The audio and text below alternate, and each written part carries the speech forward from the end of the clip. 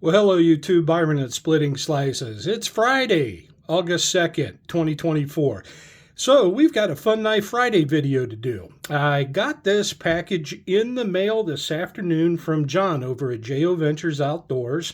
And I believe this comes via Tom over at Knife Delights. So, I think what we've got in this box is a collaborative gift knife project for Dave over at North Star Knife Reviews. So I'm going to go ahead and pause the video, break open this box, and separate the knife from any other contents so we don't ruin the reveal. And we're going to talk about how I'm going to go about tackling this project. So hold on just a second. All right, so I've got the knife out of the box and separated from the sheath that John made for it. And I want to thank the guys for getting this to me. So this is our knife that we're going to be dealing with. Now this, Tom believes, is basically a small paring knife. And I would have to agree. It certainly looks to me like either a paring or a steak knife of some sort. Looks like... basically a carbon, possibly a light stainless steel. But yeah, and so the plan on this is basically to try to just get this into a usable, restored condition. Now, I'm looking at the handles right now. Now, the wood is actually in pretty good shape. So I don't think that we would need to replace the scales on this knife. The pivot holes, or the rivet holes, pardon me, seem to be in good shape. The pins look like they're in good shape. The wood hasn't separated from them, so I think we're fine for using this wood. Now, it looks to me like this is some sort of hardwood, probably oak, possibly hickory, but probably oak based on the grain pattern I'm looking at, and should go ahead and clean up and sand up pretty well. So I think my plan for this is going to be the following. I think what we're going to do is give it just a light hand sanding at best, and just try to smooth out and remove any other possible varnish or stain that was on that wood. My guess is it probably had some kind of clear coat on it.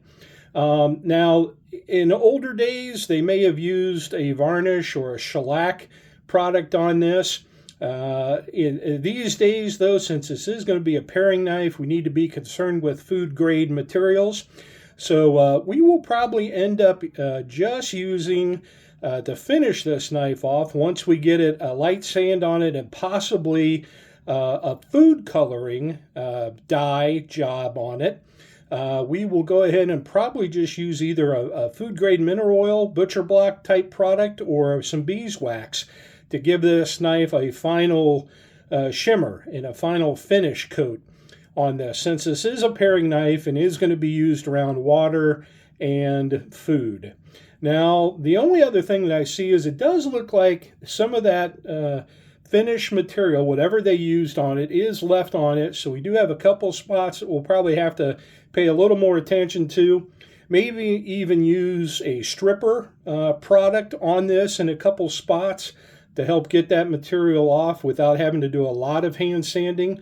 And we certainly don't want to ruin the shape of the scales. They're in pretty good shape as it is. So we're just going to probably hit a couple trouble spots with that, with the stripper material, and then go ahead and give it a light sand, and then go ahead and give it a food dye stain.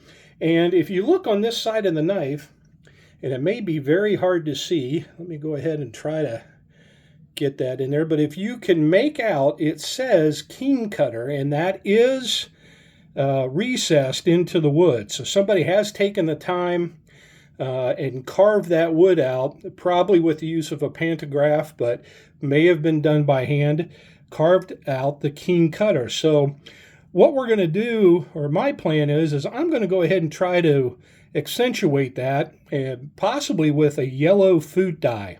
So I may go ahead and try to dye the inside of those letters with a yellow food dye, more toward the original Keen Kutter logo. And if you happen to get online, you can do your research.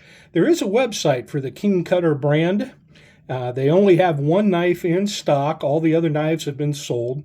But this brand is over 100 years old, has been sold several times, but is now owned by a company located in Chicago, Illinois. So they do have a website. You can buy one style of Barlow from them, some swag, and then they have some various stickers and coasters and things like that. So that is all that's really left of this brand, but it was a huge brand back in the day and made all sorts of carpenter and woodworking tools, knives and axes, and you name it, they had it. So kind of a neat find to find this knife and bring it back. So that's what we're going to attempt to do here. So again, we're going to look at stripping the knife handles.